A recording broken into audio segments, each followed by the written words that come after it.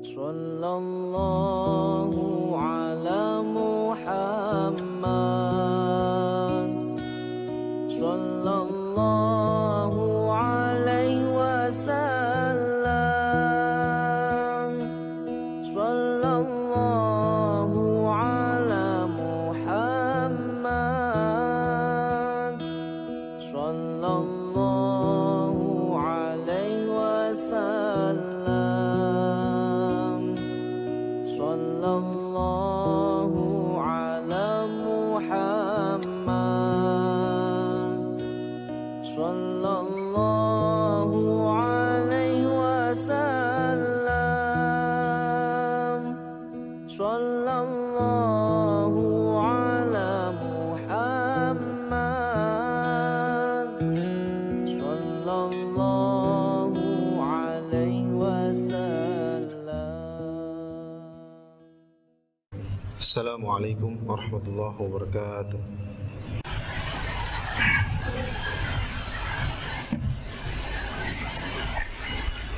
Innal hamdalillah nahmaduhu wa nasta'inuhu wa nastaghfiruh wa na'udzu billahi min shururi anfusina wa min sayyiati a'malina. May yahdihillahu fala mudilla lahu wa may yudlil fala hadiya lahu. Asyhadu an la ilaha illallah wahdahu la syarika lah wa asyhadu anna Muhammadan abduhu wa rasuluhu la nabiyya wa la rasula ba'dah. Fa ya ayyuhal hadirun usini wa iyyakum bittaqwallah wa ta'atihi faqad fazal muttaqun. Yaqulu Allah subhanahu wa ta'ala fi kitabihil karim wa huwa asdaqul qailin. A'udzu billahi minasy syaithanir rajim. Bismillahirrahmanirrahim. Ya ayyuhalladzina amanu ittaqullaha haqqa tuqatih wa la tamutunna illa wa antum muslimun. Wa fi ayatin ukhra, ya ayuhan nas ittaqu rabbakum alladzi khalaqakum min nafsin wahidah wa khalaqa minha zawjaha wa batha minhuma rijalan katsiran wa nisaa'a wattaqullaha alladzi tasaaluna bihi wal arham innallaha kana 'alaikum raqiba. Ya ayyuhalladzina amanu ittaqullaha wa qulu qawlan sadida yuslih lakum a'malakum wa yaghfir lakum dhunubakum wa man yuti'illaha wa rasulahu faqad faza fawzan 'azima. Amma ba'd, fa inna asdaqal hadithi kitabullah wa khairal huda huda Muhammadin sallallahu alaihi wasallam wa syarrul umuri muhdatsatuha fa inna kulla muhdatsatin fil ibadati bid'ah wa kulla bid'atin dhalalah wa kulla dhalalatin finnar. Hadirin jamaah salat Jumat Masjid Al-Hurriyah rahimani wa rahimakumullah. Alhamdulillah, kita bersyukur kepada Allah Subhanahu wa taala pada hari Jumat yang berbahagia ini kita masih diberikan kesempatan dan kesehatan oleh Allah Subhanahu wa taala sehingga masih bisa menunaikan salat Jumat secara berjamaah.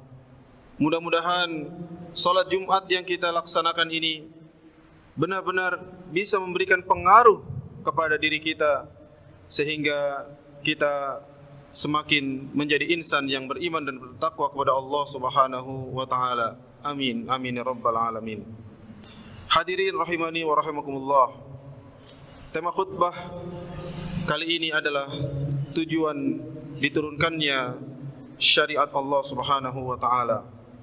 Hadirin rahimakumullah, apa tujuan Allah Subhanahu wa taala menurunkan syariatnya? Jawaban singkatnya adalah bahwa agar kita manusia menjadi orang yang berbahagia tidak hanya di dunia tapi juga berbahagia di akhirat. Allah Subhanahu wa taala berfirman dalam surat An-Nahl, "Man 'amila salihan min dzakarin aw untha wa huwa mu'min falanuhyiyannahu hayatan thayyibah wa lanajziyannahum ajrahum bi ahsani ma kanu ya'malun." Man 'amila salihan, siapa yang beramal saleh mengikuti syariat Allah Subhanahu wa taala, min dzakarin aw untha, laki-laki ataupun perempuan, wa huwa mu'min, dan dia orang yang beriman, falanuhyiyannahu hayatan thayyibah, maka pasti Allah Subhanahu wa taala akan memberikan kepadanya kehidupan yang baik, dan di akhirat nanti dia akan dibalas sesuai dengan amalan yang mereka kerjakan. Hadirin rahimakumullah, mengapa syariat Islam ini bisa memberikan kebahagiaan kepada kita? Karena syariat Islam ini pada hakikatnya adalah syariat yang mudah, adalah sebuah kemudahan dari Allah Subhanahu wa taala. Dalam banyak ayat Allah Subhanahu wa taala menjelaskan bahwa syariat ini adalah mudah. Seperti dalam surat Thaha, ayat yang membuat seorang Umar bin Khattab radhiyallahu anhu masuk ke dalam Islam, yaitu Thaha ma anzalna 'alaikal Qur'ana litashqa. Tidaklah Allah Subhanahu wa taala menurunkan Al-Qur'an sehingga kehidupan kalian itu menjadi susah. Artinya bahwa Allah Subhanahu wa taala menurunkan Al-Qur'an supaya hidup kita ini menjadi mudah.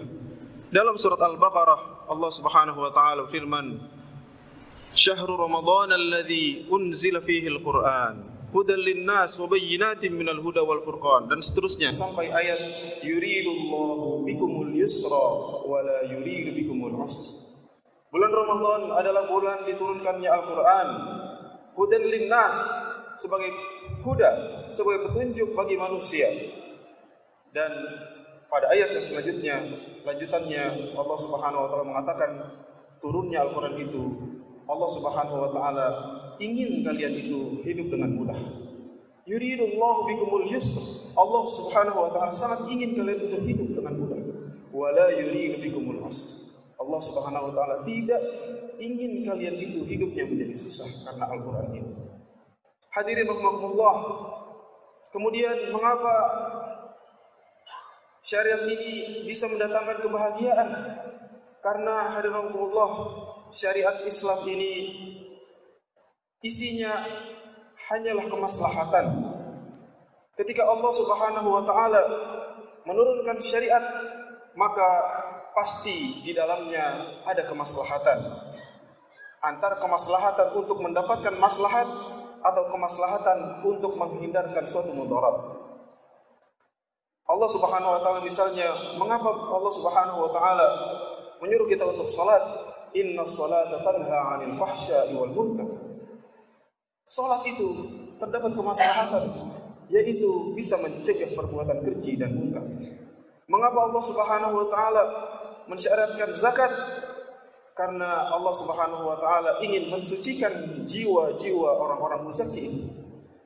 Khudh min amwalihim shadaqah tutahhiruhum biha wa tuzakkihim. Kenapa Allah Subhanahu wa taala menyuruh kita untuk berpuasa? Allah Subhanahu wa taala firman, "Kutiba 'alaikumus shiyam kama kutiba 'alal ladzina min qablikum la'allakum tattaqun," supaya kita menjadi orang-orang yang bertakwa. Hadirin rahimani wa rahimakumullah, prinsipnya adalah setiap syariat yang diturunkan Allah Subhanahu wa taala hanya ada dua kemungkinan. Kalau tidak untuk mendapatkan maslahat, pasti untuk menjauhkan dari mudarat. Dan kita harus yakin itu. Kata Ibnul Qayyim rahimahullah, orang yang mengingkari adanya maslahat di setiap perintah Allah adalah orang-orang yang berburuk sangka kepada Allah Subhanahu wa taala. Hadirin rahimakumullah, selanjutnya para ulama mencoba untuk memformulasikan, untuk merumuskan apa saja maslahat-maslahat yang ada di dalam syariat Allah Subhanahu wa taala. Banyak ulama yang kemudian merumuskan satu konsepsi yang disebut dengan istilah ad-daruriyat al-khamsah atau maqasid syariah, yaitu maksud-maksud, tujuan-tujuan dari syariah Allah Subhanahu wa taala. Dan di antaranya ada pembahasan mengenai ad-daruriyat al-khamsah, yakni 5 hal yang sangat krusial untuk dijaga, dipelihara di dalam syariat Allah Subhanahu wa taala. Konsepsi ini pertama kali dikemukakan oleh Hujjatul Islam Al-Imam Al-Ghazali, kemudian dikembangkan oleh Imam Asy-Syatibi, kemudian oleh para ulama selanjutnya di masa kontemporer seperti Ibnu Asyur rahimahumullah. Hadirahumullah, apa yang 5 itu? Syariat Islam bertujuan untuk melindungi 5 hal. Yang pertama adalah melindungi agama, hifdzud din. Yang kedua adalah hifdzun nafas, yaitu untuk melindungi jiwa ataupun nyawa. Yang ketiga adalah hifdzul aql, melindungi akal kita. Yang keempat, hifdzun nasl, melindungi keturunan kita. Dan yang kelima adalah hifdzul mal, untuk melindungi harta kita. Hadirin Allah, dalam hifdzud din, Allah Subhanahu wa taala banyak sekali dalam ayat di dalam Al-Qur'an yang tujuannya adalah untuk menjaga agama kita. Setiap kali kita membaca Al-Qur'an, seringkali kita mendapatkan Allah Subhanahu wa taala berpesan mengenai takwa. Ya ayyuhalladzina amanu taqullaha, sebagaimana khatib bacakan tadi. Ittaqullaha haqqa tuqatih. Ya ayyuhalladzina amanu taqullaha wa tanzur nafsum ma qaddamat lighad. Wa may yattaqillaha yaj'al lahu makhraja. Banyak sekali ayat tentang takwa, termasuk di dalam khutbah Jumat. Setiap kali khutbah tidak pernah ketinggalan untuk berwasiat mengenai takwa. Ini tujuannya agar menjaga agama kita. Senantiasa kita berislam, senantiasa kita istiqomah di atasnya jangan sampai kita mati kemudian selain daripada memeluk agama Islam. Wala tamutunna illa wa antum muslimun. Hadirin Allah, yang kedua adalah hifdzun nafas, menjaga jiwa, menjaga nyawa. Hadirin Allah, agama Islam ini adalah agama yang sangat menjaga nyawa orang. Tidak diperkenankan untuk menyakiti orang, apalagi sampai membunuh orang. Indikator kebaikan seorang muslim adalah al-muslimu man salimal muslimuna min lisanihi wa yadihi. Seorang mukmin yang baik itu adalah yang mukmin lain itu, orang muslim yang lain itu selamat dari lisannya dan tangannya. Apalagi sampai kemudian orang membunuh orang. Ini sangat ditentang oleh Allah Subhanahu wa taala. Misalkan dalam sebuah ayat, man qatala nafsan bighairi nafsin faka'annama qatala an-nasa jami'a wa man ahyaha faka'annama ahya an-nasa jami'a. Siapa yang menjaga kehidupan satu orang saja, maka seolah-olah dia menjaga kehidupan manusia seluruhnya. Siapa yang membunuh satu orang saja, maka sebenarnya dia telah membunuh manusia seluruhnya. Hadirin Allah, ini satu hal yang miris karena khatib hampir setiap hari mendengar, atau kita mendengar setiap hari ada saja kasus pembunuhan, anak membunuh orang tuanya, bahkan membunuh keluarganya, ayah membunuh anaknya, istri membunuh suaminya, komandan membunuh ajudannya, dan lain sebagainya. Hadirin Allah, itulah kenapa dalam Islam ada hukum qisas. Walakum fil qisasi hayatun. Memang ada kematian di situ, tetapi sesungguhnya hukum qisas itu bisa menimbulkan kehidupan yang baik. Hadirin Allah, yang ketiga adalah hifdzul aql, menjaga akal. Agama kita adalah agama ilmu pengetahuan. Ayat yang pertama turun adalah Iqra bismi rabbikal ladzi khalaq. Agar kita belajar, Allah Subhanahu wa taala meninggikan orang-orang yang belajar, memiliki ilmu. Yarfa'illahu alladhina amanu minkum walladhina utul ilma darajat. Hadirin Allah, sebaliknya agama kita sangat melarang apapun yang bisa mengganggu fungsi akal. Itulah mengapa khamr diharamkan dalam agama kita. Hadirin Allah, yang keempat adalah hifdzun nasl, yaitu menjaga keturunan. Tujuan utama dari disyariatkannya agama Allah ini adalah agar anak-anak kita menjadi anak-anak yang saleh. Jangan sampai kita meninggalkan generasi yang lemah. Kata Allah Subhanahu wa taala, وليخشى الذين لو تركوا من خلفهم ذرية ضعافا خافوا عليهم فليتقوا الله وليقولوا قولا سديدا. Hendaklah kamu takut kepada Allah Subhanahu wa taala ketika kamu menimbulkan atau meninggalkan keturunan yang lemah dari segi pengetahuan, lemah dari segi harta, dan lemah dalam hal-hal yang lainnya. Oleh sebab itu, dalam agama kita diwajibkan untuk menikah. Kata Rasulullah sallallahu alaihi wasallam, "An-nikahu sunnati, faman raghiba an sunnati falaysa minni." Setelah menikah, kita dianjurkan untuk punya anak. Bukankah salah satu dari amalan yang tidak terputus itu adalah doa anak soleh yang mendoakan? Oleh sebab itu, hal-hal yang bisa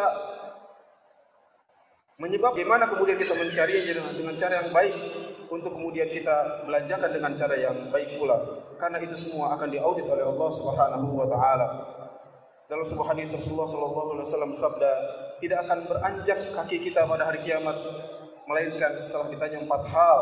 Salah satunya adalah an malihi min aina iktasabahu wa fima anfaqahu. Dari mana harta itu didapatkan dan untuk apa harta itu dipergunakan ataupun dibelanjakan.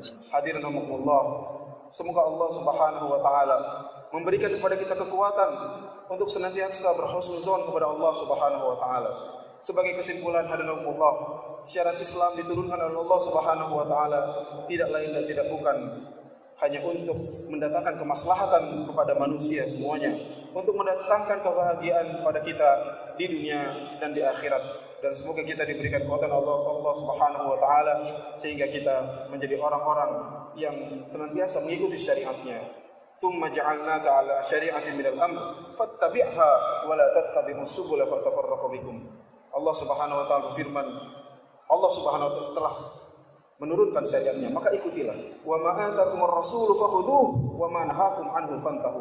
Apa-apa yang datang dari Rasulullah, perintah Rasulullah SAW, ambillah. Apa yang dilarang Rasulullah SAW, tinggalkanlah. Insyaallah itulah sumber kebahagiaan kita di dunia dan akhirat. Barakallahu wa lakum fil Qur'anil azim. Wa nafa'ani wa iyyakum ma fihi minal ayati wa dzikril hakim. Taqabbal minni wa minkum tilawatan innahu huwas samiul alim. Fastaghfiruhu innahu huwal ghafurur rahim.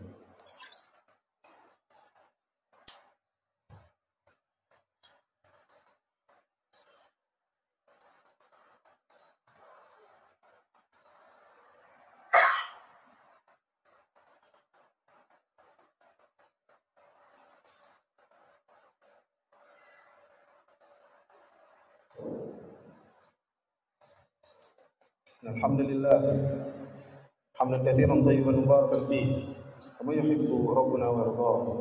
Shalli wa sallim wa barik ala sayyidina Muhammadin wa ala alihi wa ashabihi wa man sara ala nahjihi wastanna bi sunnatihi ila yaumiddin.